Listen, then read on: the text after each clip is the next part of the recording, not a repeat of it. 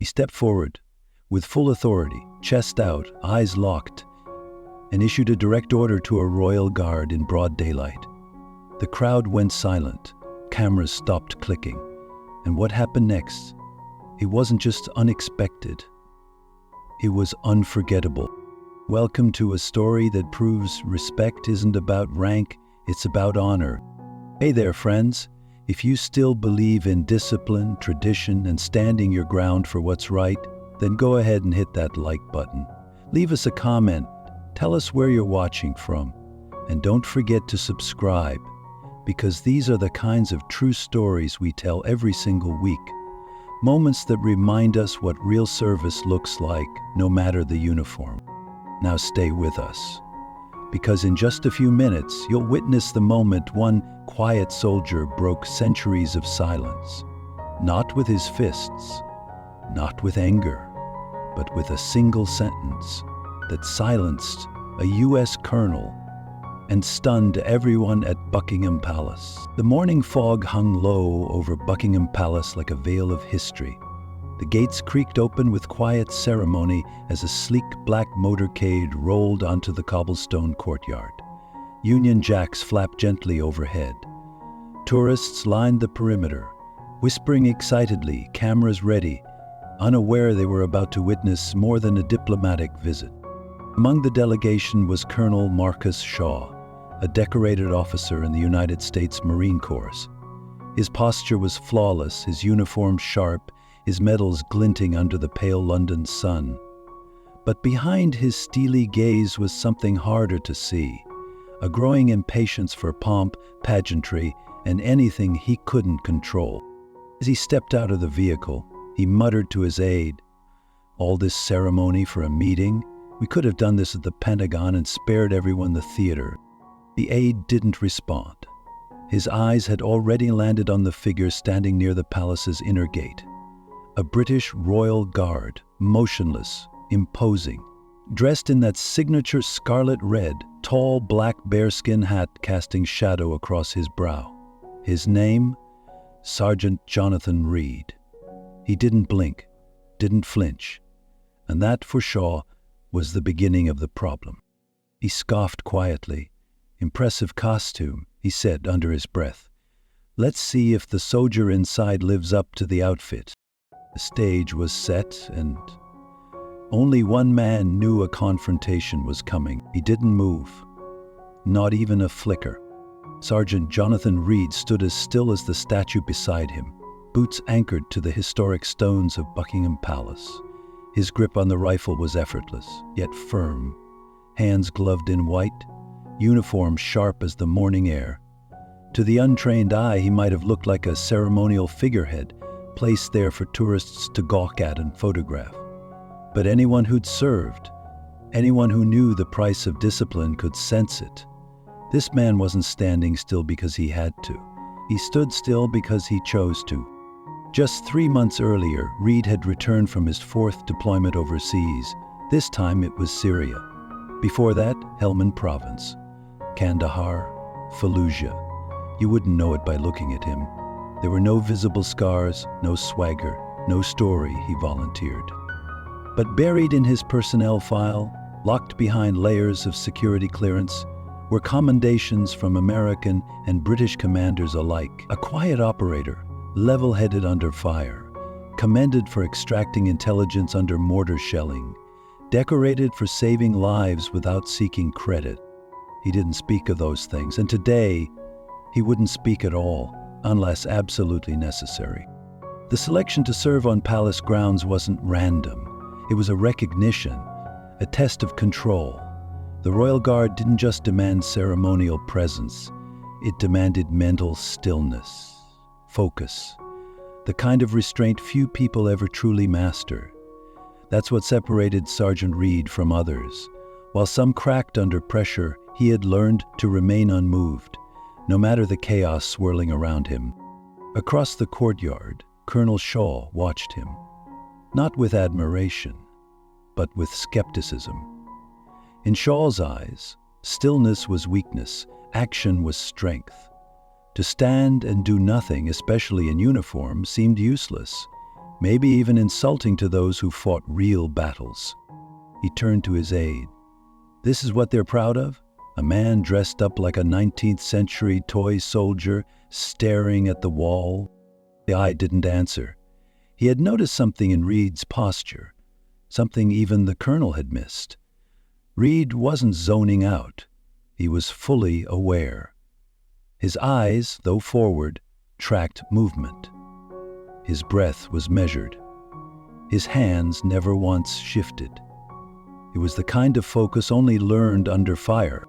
Nearby, a small girl tugged on her grandmother's coat and pointed toward Reed. "He looks like a statue," she whispered. The grandmother smiled. "No, sweetheart, that's not a statue. That's a soldier." Tourists gathered, cameras flashed, but Reed remained locked in his post, silent, unwavering, deliberate. Colonel Shaw shook his head. "Let's see how long that discipline lasts."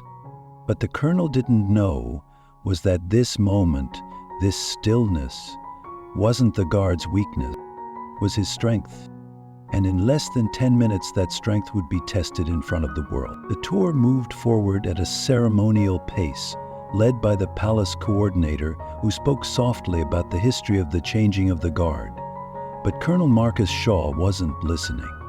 His eyes stayed locked on Sergeant Jonathan Reed, the motionless figure standing just a few paces away, rifle at his side, eyes locked in the 1,000-yard stare of a man on post.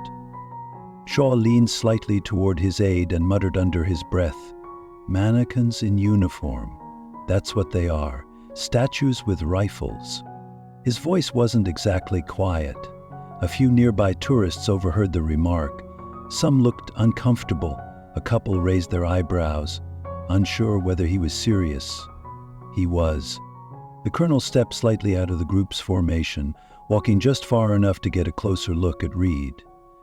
With every step, his expression hardened, not out of respect, but irritation. To him, this was a waste of good training. Combat veterans standing still for tourists? It made no sense.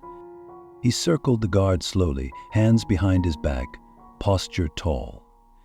"Impressive polish on that brass," he said loud enough for others to hear. "Hope it holds up under fire." Still no reaction from Reed. A tourist nearby raised her phone to film. The moment didn't feel right, but it felt like something was about to happen.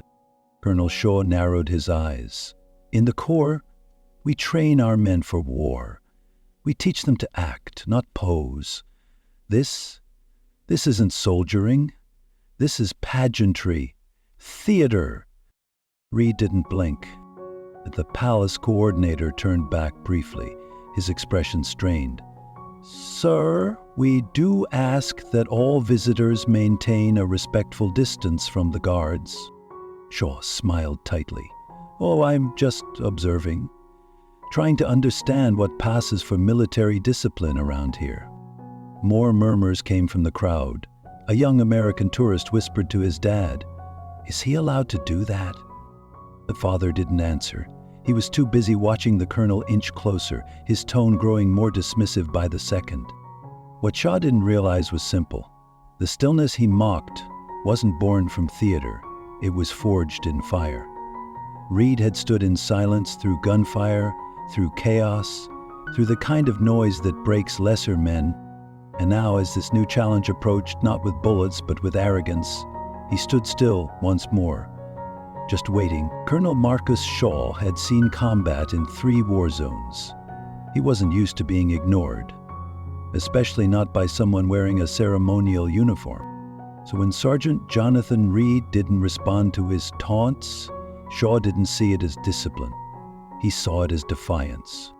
He broke from the tour entirely now, striding across the cobblestone courtyard with heavy, deliberate steps. The palace coordinator tried to intercept him, but Shaw raised one hand sharply. He wasn't interested in small talk. He had a point to make. He came to a full stop, standing inches from Reed, squarely in his line of sight. "You know," he said loudly, "in the United States Marine Corps, If a soldier ignores a direct order from a superior officer, it's grounds for immediate discipline. We train for readiness, not pageantry. The crowd quieted. Tourists leaned in, unsure whether this was some kind of staged interaction. A few began recording with their phones. Something didn't feel right, but no one wanted to look away. Shaw began to circle Reed slowly, hands clasped behind his back like a drill instructor inspecting a cadet. His words dripped with contempt, meant to provoke. What exactly does this prepare you for? Do you freeze like this in a real fight, or is standing still your one and only battlefield tactic? Reed didn't blink. His posture never wavered. Then Shaw did something unthinkable. He reached out and touched the sleeve of Reed's scarlet tunic. It was a small gesture, 2 fingers on the thick wool, but in the world of the Royal Guards, it was a clear violation, a boundary crossed, a line that had been firmly drawn for centuries. A gasp rippled through the crowd. Even tourists unfamiliar with British military tradition knew, you don't touch the guards. But Shaw wasn't done. He let his hand slide down slightly, brushing the tip of his finger against the barrel of Reed's rifle. Ceremonial, I assume, he said with a sneer. Probably doesn't even fire. Reed still didn't move. Not yet. Across the courtyard, Captain Eleanor Briggs, the commanding officer on duty, had noticed the disturbance. She started toward them quickly, but she wasn't close enough yet. Not before Shaw made one final move. He stepped directly into Reed's line of sight, blocking his forward gaze entirely, and raised his voice for all to hear. I'm Colonel Marcus Shaw of the United States Marine Corps. As a senior officer in a NATO-aligned force, I am issuing a formal directive. You will salute me now. The demand rang out like a gunshot. Reed didn't flinch, and he didn't blink. But behind the stillness, something had changed. Tourists stood frozen. Some were filming. Others had dropped their phones to their sides in shock. One elderly veteran near the front shook his head in disbelief. Has no idea what he's doing, the man muttered. That's not a mannequin, that's a soldier, holding back more discipline than most men ever learn. Colonel Shaw waited. The silence stretched into a thick, breathless moment. And then finally, Reed moved. Not much. Just one step, one precise motion that would turn this from a minor embarrassment into a defining moment. The moment had arrived. Colonel Marcus Shaw stood face to face with Sergeant Jonathan Reed, his chest puffed with authority, eyes narrowed in expectation. He had made his demand, loud, public, and final. Salute me now. Reed didn't respond immediately, but something in his presence shifted. It was subtle, a slight adjustment of the shoulders, the faintest narrowing of his eyes, a visible transition from stillness to command. Then, in one fluid motion, Reed reached up and gently, yet firmly, removed Colonel Shaw's hand from his rifle. His voice followed. It wasn't loud, it wasn't angry, but it carried. Sir, you are in violation of Standing Order 1057, subsection 3. The silence that followed was deeper than before. Even the birds seemed to quiet. Physical contact with a member of the Queen's Guard or their issued equipment constitutes a Category B security infraction while on active ceremonial post. You have breached that protocol. Shaw blinked. For the first time in the entire confrontation, he looked unsure. Reed continued, his voice precise and deliberate. Furthermore, as outlined in Standing Order 194, officers of foreign military branches do not retain command jurisdiction over ceremonial personnel while on sovereign palace grounds. My oath is sworn not to NATO, but to the Crown. He paused. Respectfully, sir, you are out of order. The tourists were riveted.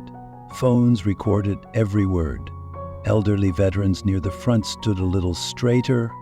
One even removed his hat. That's a soldier speaking, he whispered to no one in particular. Not a statue, not a toy. A man who understands the weight of the uniform he wears. Colonel Shaw tried to speak, something about mutual military protocol, but Reed gently cut him off. With respect, Colonel, your decorations and rank are acknowledged, but within these gates, I am bound by a different command structure. You may be senior in NATO, but in this moment, on this ground, you are a visitor. And I am a sentinel. His final words landed like stone on steel. I am a sentinel. Shaw's jaw clenched. The authority he carried into the courtyard now felt heavy in his hands. He looked around. The crowd had turned. No one supported him. No one nodded. Even his own aide avoided eye contact. And then from behind, another voice emerged. Colonel Shaw? It was Captain Eleanor Briggs, her tone neutral but firm. She approached, her boots clicking crisply on the stone. I believe there may have been some confusion regarding proper decorum. Sergeant Reed is acting fully within established guidelines. Shaw turned toward her, his voice defensive. He ignored a direct order from a superior. Not his superior, Briggs replied smoothly. Not here. She turned to Reed and nodded. Sergeant, resume your post. Without a word, Reed returned to his stance, hands perfectly aligned, gaze locked forward once more. It was as though the confrontation had never occurred, except for the fire he had just ignited with his calm, unwavering words. Shaw stood frozen. From the crowd, another voice rose, this time from a silver-haired man with a chest full of medals, an American veteran. Colonel, the man said, you fought for your country, so did he. Maybe different uniforms, different salutes, but same courage. Might be time to step back and learn something. That comment stunned, but it also struck true. Colonel Shaw nodded stiffly, not in surrender, but in understanding. He stepped back, one slow, deliberate pace, and rejoined his delegation without another word. As he walked away, his reflection passed across the shiny brass buttons of Sergeant Reed's uniform, a reminder of the lesson he hadn't expected to learn that morning. Stillness isn't weakness, it's control. The tour resumed, but the moment lingered. Tourists who had come for photos now stood in silent respect. Several Americans approached the edge of the rope line and quietly placed hands over their hearts. One young man whispered to his grandfather, he didn't yell, he didn't fight, but he won. The grandfather nodded. That's what real soldiers do. And just like that, the confrontation faded into ceremony. But for those who witnessed it, the image of a royal guard standing firm, respectfully correcting a high-ranking American officer would never be forgotten. Colonel Shaw may have stepped back, but the weight of what had just occurred still hung in the air like a ringing bell. Tourists whispered, phones were lowered, not out of boredom, but out of reverence. Even children, who moments before had been laughing and pointing at the tall, still statue man, now clung to their parents, sensing something had shifted, something important. At the edge of the courtyard, Captain Eleanor Briggs stood beside Shaw. Her posture was impeccable, her voice calm. Colonel, she said, allow me to clarify a few things, so there's no misunderstanding moving forward. Shaw didn't reply, but he listened. The Queen's Guard operates under a unique chain of command while posted on royal grounds. Though we are fully integrated into the British Army, ceremonial duty on palace posts answers only to the Crown. Not to NATO, not to foreign command structures, not even to our own high command, unless explicitly directed. Shaw nodded stiffly. He quoted standing orders, word for word. Yes, Briggs replied, a faint smile in her eyes. He's known for that. Sergeant Reed has served in 4 combat deployments, but he earned this post not because he survived them, but because he remained calm under fire when others broke. He's been tested, Colonel. This, she gestured toward the red uniform, isn't a costume. It's a statement. Across the courtyard, the crowd had grown. Dozens now stood shoulder to shoulder behind the black iron barrier. More were arriving from nearby tour buses, drawn not just by the palace, but by the murmurs spreading about the American officer and the royal guard who spoke. Closer to the rope line, a retired British colonel named Gerald Atwood quietly explained the event to a group of visiting American veterans. The young man didn't flinch, didn't raise his voice. He didn't need to. The uniform did the talking. One of the Americans, a tall man with a weathered Marine Corps cap, nodded. "Back home, we'd say that man held the line." Atwood smiled. "Here, we say he held tradition." As this small cross-cultural bond formed among those who had worn uniforms on both sides of the Atlantic, Colonel Wilson, the senior-most officer in the American delegation, finally made his way over to Shaw. "Murmured Marcus," he said softly but firmly. "We came here for diplomacy, not dominance." Shaw let out a slow breath. "I didn't come to embarrass us." "But you did," Wilson replied. "Unintentionally, perhaps, but it happened. I suggest you own it before the headlines do." They both turned as Sergeant Reed, now back in his original stance, stood watch like nothing had happened. His breathing was slow, his expression unreadable, but even in stillness he projected something powerful, something earned. Wilson walked over to Captain Briggs. "Captain," he said, "your soldier handled this better than most officers would have." Briggs inclined her head. "He's been trained for chaos. Silence just happens to be his battlefield today." Wilson turned toward the tourists. His voice, though meant only for Briggs, carried just enough to be overheard.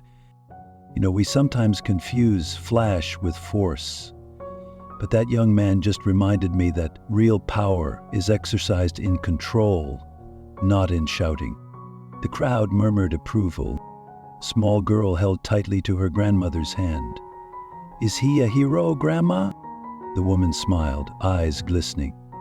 "Yes, sweetheart, and not because he fought, but because he stood." Just then, a member of the palace security team approached Captain Briggs and whispered something in her ear. She nodded, then turned to Sergeant Reed. "Sergeant, stand down for debriefing. You are relieved." Reed executed one final motion, fluid, sharp, precise, and marched off the line. The crowd didn't cheer, they didn't clap. Instead, they did something much quieter and more powerful. They nodded, went by dozens of small gestures of respect from strangers, some military, some not, all acknowledging what they had just witnessed.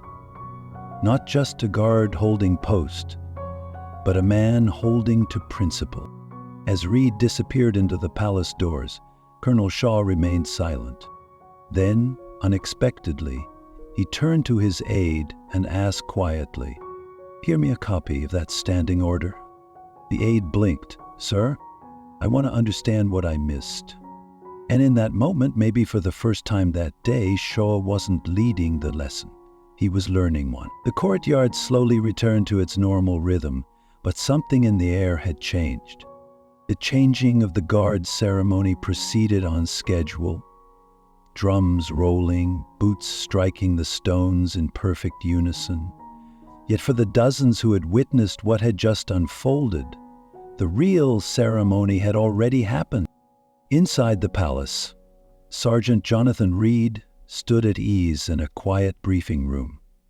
His posture remained impeccable, but his breathing was deeper now, his hands no longer gripping cold metal. He stared out the window for a moment, watching tourists pass by, none of them knowing that minutes earlier he'd upheld not just a post, but a principle. Captain Eleanor Briggs stood beside him, reviewing a written statement. "They'll file this as a diplomatic incident," she said quietly, "but nothing disciplinary. You followed protocol to the letter." Reed nodded once. "Wasn't personal." "No," she said, "but it was powerful." Meanwhile, Colonel Shaw sat alone on a bench near the palace gardens, arms resting on his knees, eyes focused on the gravel at his feet. He wasn't the same man who had marched in hours earlier. There was no more swagger, no offhand remarks, no clipped arrogance. Instead, there was thoughtfulness. Regret, perhaps, or maybe something rarer in a man who had commanded troops across continents: humility. Colonel Wilson approached him quietly and took a seat. "You didn't mean to disrespect him," Wilson said, "but you did." Shaw let out a long breath. "You ever get so caught up in proving you're right that you forget to consider if you're wrong?" Wilson smiled faintly. "Only every deployment." They sat in silence for a moment before Shaw added, "That young man didn't break protocol. I did. He didn't lose control. I did." Wilson looked out across the courtyard. "And yet he never raised his voice. That's the kind of soldier you remember." Back outside, the crowd had thinned. But one American tourist remained, an older woman with silver hair and a walking cane. She stood facing the gates where Sergeant Reed had once stood. She wasn't filming, she wasn't talking. She was simply standing in silence. And then she gave a slow nod. "My father served in Normandy," she said to a passing guide. "He always said the strongest ones were never the loudest." Inside the guard room, Reed adjusted his tunic, preparing to return to duty. He didn't know it yet, but footage of the encounter would soon circle the globe. Veterans groups would share it, news anchors would quote it, and thousands of strangers would watch in awe, not because it was dramatic, but because it was dignified. As the motorcade pulled away from Buckingham Palace and the final echoes of military boots faded into memory, the lesson of the day remained. It wasn't about which army had more firepower. It wasn't about who held the higher rank on paper. It wasn't even about rules or regulations. It was about character, about what it means to serve with dignity even when challenged, about knowing who you are and staying true to that, whether anyone is watching or everyone is. Sergeant Jonathan Reed didn't win that moment with volume, threats, or muscle.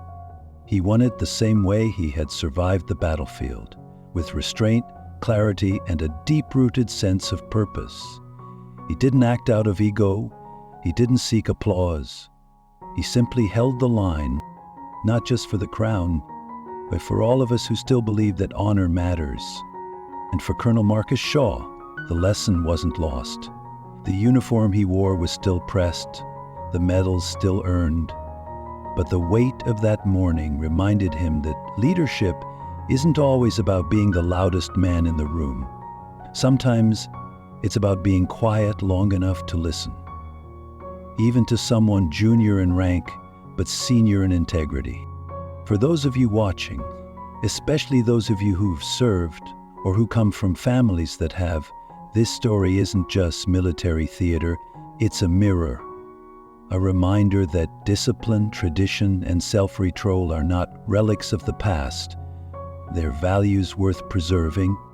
So here's the question we leave with you tonight. On a scale of 1 to 10, how would you rate Sergeant Reed's handling of the situation? Was it discipline? Was it leadership? Or was it something deeper? Drop your answer in the comments below. We'd love to hear how you would have handled it, and whether this story stirred something in you the way it did for so many standing in that courtyard. And if this moment meant something to you, if it made you sit up a little straighter, remember someone you served with, or simply made you proud to see honor still alive in this world, then please hit that like button, leave us a comment, tell us where you're watching from, and don't forget to subscribe so you never miss another story like this one. We post new stories every week, true moments that remind us what service, sacrifice, and strength really look like. Because while the uniforms may be different, the values are the same. Discipline, humility, respect, and those things, they never go out of style.